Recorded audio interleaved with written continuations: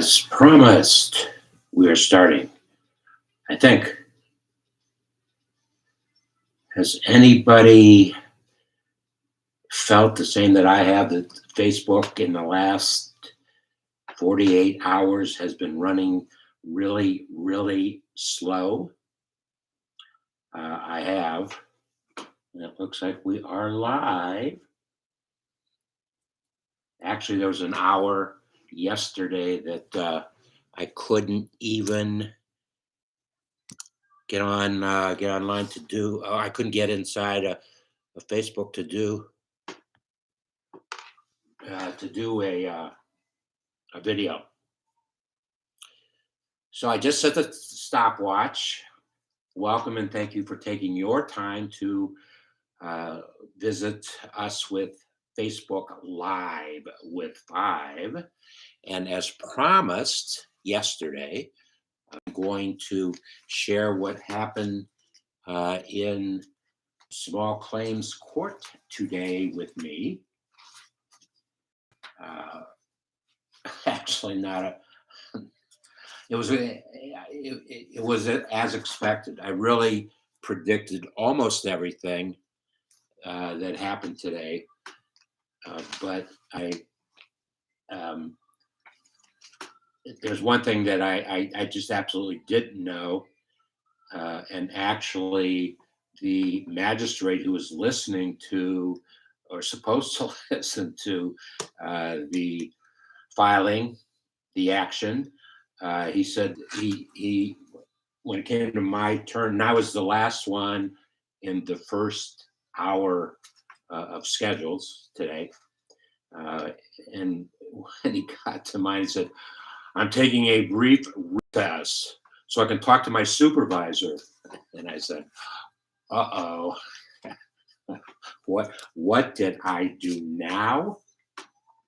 So he came back about 2 minutes later, and as I really didn't know, but he confirmed, he does this court, small claims court, Hamilton County Small Claims Court, does not have jurisdiction over claims against the state or State Department. And interesting enough, yesterday I was talking to my son Sam in New York, and I told him what was going on today, and he had also seen a first draft of what I was going to be my talking points, and it changed dramatically since he saw it on Friday. And his question to me was, "Dad, I don't want you to get your expectations up too high, because they might not even have jurisdiction over your claim." And lo and behold, and I said, "Sam, you are 100% right. That was one of my concerns that I had, and we'll see what happens." But then I sent him a text message that said, "Sam, you and I missed our boat. We would have been a heck of a father-son legal entity." To that end, I watched him when he was a senior in high school. He represented his high school at Boise State. It was where Baldwin Wallace is in Ohio, up where Baldwin Wallace is. And I went to listen to him argue. He was a prosecutor. That was his job at Boise State, was being a defense attorney. And so I went up to listen to him. I was real curious how he would argue in his case, and he absolutely whipped the daylights out of a kid who was bragging that his father was a prosecuting attorney somewhere in Ohio. And Sam ripped him apart in the argument. And so who knows? But real quickly, and I'm going to go over my 5 minutes. So I was receiving pandemic unemployment assistance in 2020. 2020. Well, we're going to talk about 2021. I had been laid off from a job that I had had for 15 years, and I was laid off because of COVID-19. It was COVID-19 then. Now I think we're up to 22 now. So I filed for unemployment. After 15 years, the Ohio Department of Job and Family Services told me that I made too little money and that they couldn't pay me unemployment. I made too little. And over the years, the supplemental income I've had to my Social Security, it's how I've lived. And boy, was I. So it was about that same time. We're talking about March of 2020. It's about that same time that all this was coming out about public PUA, public unemployment assistance, and a lot of people didn't like it, but millions of people did for the money that they were receiving. And I was receiving my weekly. I'd submit my claim and was receiving it. And all of a sudden, they stopped my claims. They stopped paying my claims. And I let it slide for a week, maybe a week. And I called up, I did call up. I absolutely did not connect with anybody. Oh my goodness, it was a trip. So this went on, and nobody would answer, well, why did you stop my claim? Well, earlier in 2021, in the first of the year, January, February, they sent me an email saying that they had overpaid me by $12,225. And if they did, an awful lot of it did not hit my bank account, like about $9,000 or $10,000. So this went on, and nobody was giving me any answers. Then it sent me a second notice, and it was challenging. So then I went and I started to pursue. Can anybody tell me why I have not received checks? What did I do wrong? I didn't think I did anything wrong. So let's see where we are. I created a script for today. I had 1, 2, 3, 4, 5, 6, 7, 8, 9, 10, 11, 12, 13, 14, 15, 16, 17, 18. I created 20 talking points for the case today. I enjoyed putting it all together. I had a lot of billable hours putting this thing together, but nobody was going to pay my claim. All I was asking the Ohio Department of Job and Family Services was to give me $189 times 9 weeks, which is $1,701. That's all I wanted. You harassed me. I should get damages because you harassed me. And actually, I brought it up in court today. And the very, very first thing the magistrate said, in this court, I see on your filing, I don't know if I can listen to your filing, but I see on it that you are asking punitive damages. And I said, yes. And he said, well, we don't award punitive damages in small claims court. I said, well, whatever. I said, but if you have the heart to figure it out, if you take that money that I'm asking for punitive damage, I promise you, I commit to you, I will create a web landing page for the millions of Americans who are fighting the same battle, I would think, as I am. There's too much going on in this whole thing. As I started on Friday uh, doing my research to creating my talking points for today, it was amazing. The first thing I was hit with my account on the Ohio Department of Job and Family Services website, my account, they changed the information available to me. Something is going on. Something really big is going on. They changed, and I don't even have access to one, two, three, four, five claims that were on my account. I can't get to them now to show them what I have. Number one. Number two, they listed me in this revitalized, whatever they did, page. They listed me as having submitted a claim that I never submitted for the week.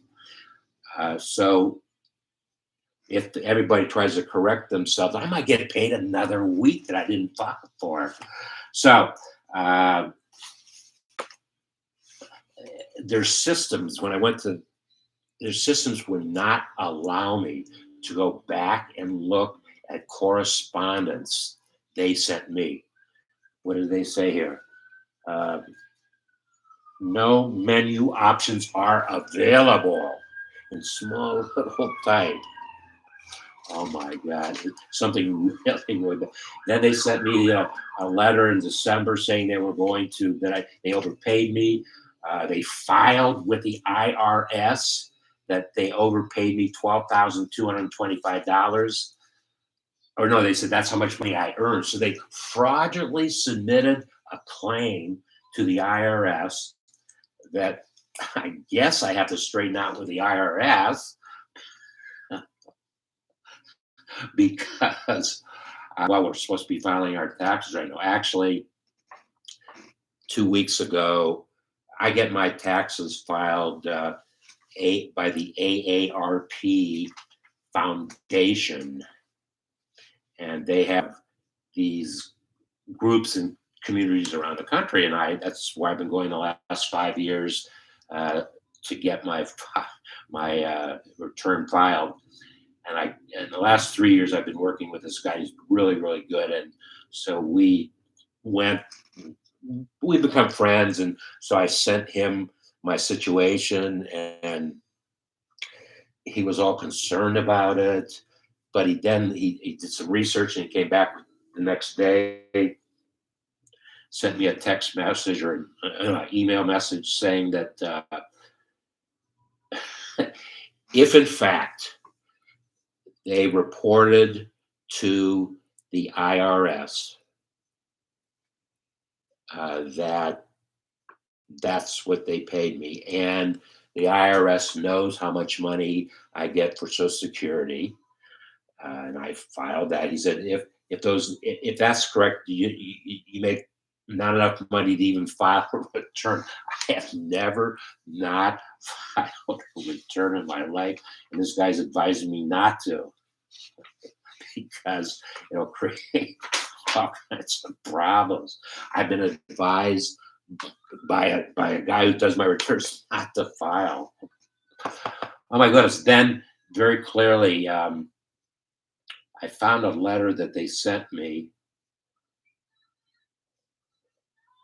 No, that was the only thing they made available for me to print. That's where I got it on my in my account was a letter that they said they sent to me on 11/26/2021, which I don't believe for a second they did. I believe they backdated this letter to fit into whatever the hell is going on. But this letter tells me that somebody is attempting to get into my account. I knew that they were going to try to use that an answer to any question that my account has been hacked. But I knew that it could not have been hacked because I pay um, Norton LifeLock. I pay them about $350, $400 a year to protect me from identity theft. And anytime a database that has my name and personal information in it is hit, I get a notification from them that it has been hit. And in fact, every time that I try to go into my own account, Norton comes back and says somebody has tried to get into your account. Was it you? And if it was you, click yes. I mean, so there was no way that they were going to say that somebody got into my account without me knowing about it, because Norton, part of their deal is if my identity is stolen, they will invest up to $1 million to defend it getting it back. They don't want to have to spend some money. Oh my goodness. And then I was showing a copy of a letter that I had sent the director of the Ohio. Oh, I sent correspondence to the state senator that represents me, the state representative that represents me, to the governor's office, to the lieutenant governor's office, to the attorney general. I sent them a letter. I sent a letter to Senator Rob Portman's office, and I sent a letter to our other U.S. Federal senator. Nobody answered me except the attorney general. The attorney general called me back, not someone from the office, and they said, well, David, we can't give you advice on what you are seeking because we represent the Ohio Department of Job and Family Services. And then we talked about it, and I said, well, I didn't know that. Life goes on, but at least they knew about it way back in early summer. The Attorney General's office knew about it.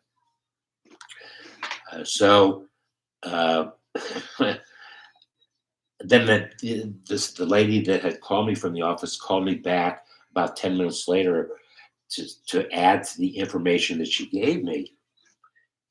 And I thought that was kind of interesting that she didn't have to make the call, but she did make the call.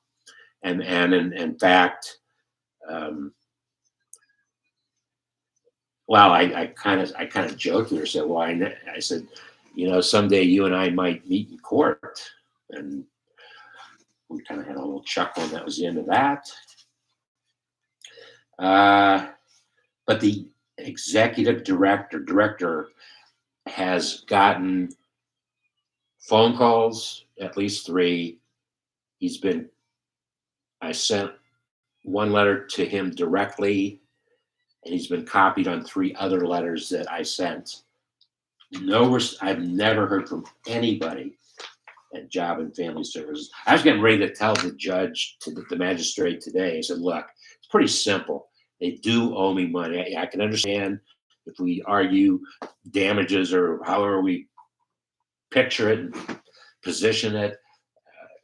But why don't you and I just go across the street, the Hamilton County Office of Job and Family Services, right across the street from the courthouse in Hamilton County, downtown Cincinnati.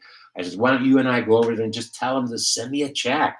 I know they're not going to give me cash, but send me a check or whatever. We didn't get that far, obviously. So, I actually started corresponding with the Ohio Department of Job and Family Services in early June, and I have the very last exhibit that I was presenting. I presented 6 exhibits today. Look at this stuff. I was typing and creating. I had this big. Oh my goodness! I was prepared. Anyways, on January 4th of this year, 2022, I once again I faxed them. They weren't answering letters, they weren't answering phone calls, but they provided a fax number. So I said, you know what? Let me see if I can hit the fax number and somebody might answer. And I spelled out what was going on. I gave my claim number, da da da da da da. No answers. The very last paragraph I sent to them. Since all means have been exhausted, I will be filing suit in a Hamilton County Municipal Court seeking $1,701 and punitive damages for your harassments. I even told them I was going to do it. I had all warning. I had officers across the street and they didn't show up. I knew they. I felt pretty confident that they weren't going to show up because if they showed up, they would be setting a precedent for not only other counties in Ohio, but folks all around the state, around the United States, because I guarantee you, I actually heard a figure Friday on local news in Cincinnati. There was about a 60-second on news, a 60-second clip. And in that clip, all I heard was that there's a $60 billion plus dollar thing going on right now. No details, just kind of a mention. And there was a fella, he was about my age and he was being interviewed. He told the reporter that the Ohio Department of Job and Family Services reported that they overpaid him $14,000. And he said, "No way, they didn't overpay." And my number is only $12,225. So there's going to be a lot of folks impacted. And if nothing else, I wanted to try to convey that message to the magistrate, because it's not about. It's pretty clear cut. The state owes me $1,701. How I'm going to collect it, God only knows. It's got to be probably a pretty impossible task. I'll try. Maybe I'll just go down there and wait. Say, I'm not leaving there. Leaving here till you give me a check, guys. Come on. There's an order. Well, I guess I don't know that I'd ever. But there is a court. The judge did tell me, said, since we can't handle a claim against a state institution in small claims, you can go to there is a court of claims. I know nothing about it. Actually, this is the first time I've ever heard court of claims separate from municipal courts and appeals courts and common pleas and whatever. So I'm going to be investigating. Well, I will be filing a claim in claims court. There's no question about that. How I'm going to do it, when I'm going to do it, what's going to be my strategy. That's what we're working on. So I apologize. I was not with 5 today. This is now 23 minutes. So if you're still listening, thank you. And we'll see you soon when the next Facebook Live with 5, I'm going to talk about branding and some trends of branding that I've actually seen on Facebook. And I'll share with you some really wild branding things that I've done in my career to improve the brand. We'll see you soon.